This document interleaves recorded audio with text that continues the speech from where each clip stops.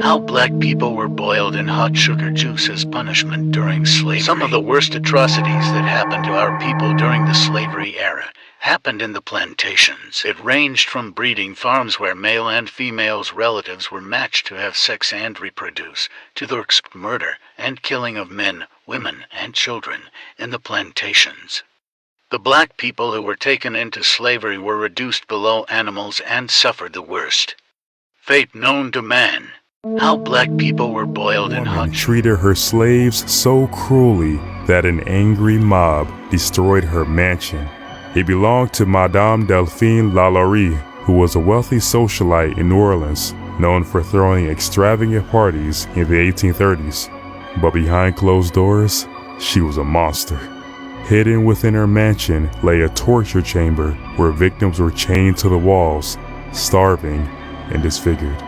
Lalaurie's brutality included crushing bones, whipping them until their skin peeled off, and leaving deep wounds to fester. Some say over 100 slaves died in her care, many of their bodies never properly buried. These crimes were done in secret, but one day, a young girl named Leah brushed Lalaurie's hair too hard. Furious, she grabbed a whip and chased her. A neighbor watched in horror as Leah ran to the roof and fell to her death. She faced minimal punishment for Leah's death and continued to uphold a perfect social image. But in 1834, a woman chained to the kitchen stove set the house on fire in a desperate attempt to escape. Firefighters arrived and exposed Lalaurie's horrific crimes to the world. Thousands stormed the mansion in rage, destroying everything in sight. But Lalaurie was already gone. She fled New Orleans, escaping justice forever. Some say she passed away in France, while others believe she changed. Book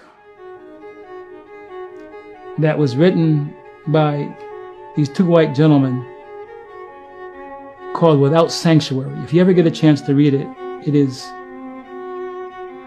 one of the most profoundly disturbing books I've ever seen in my life. And it's a pictorial history of lynchings and what they used to call barbecues. I'm talking about children, women, male adults lynched. And then is to put us alive on spits with a fire beneath it and turn us and roast us until we dehydrated. How bad was slavery, Daisy? How bad? It couldn't be any worse there. I just keep trying to tell you. Can anything be any worse when a white man was having children by the Negro slave women and then putting them up for sale on the block?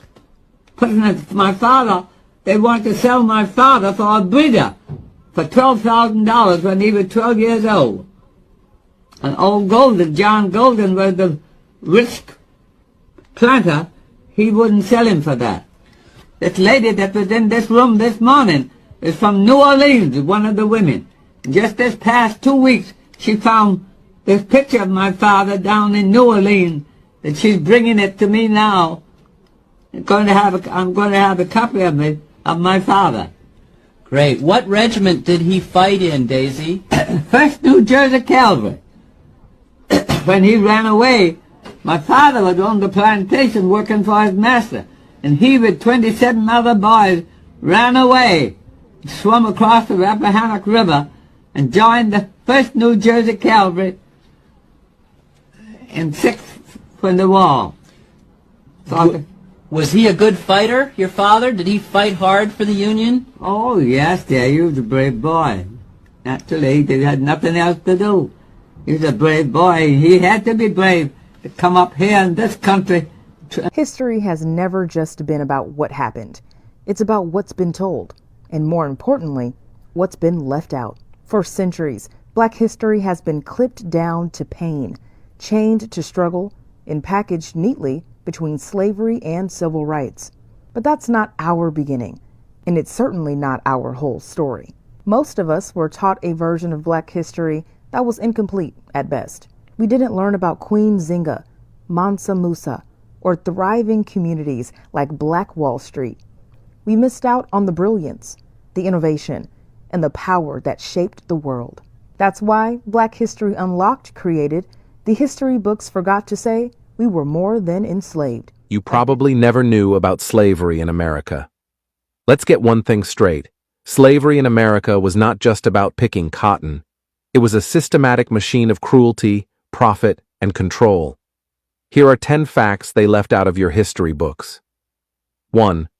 Slavery in the U.S. began in 1619, when 20 enslaved Africans were brought to Virginia.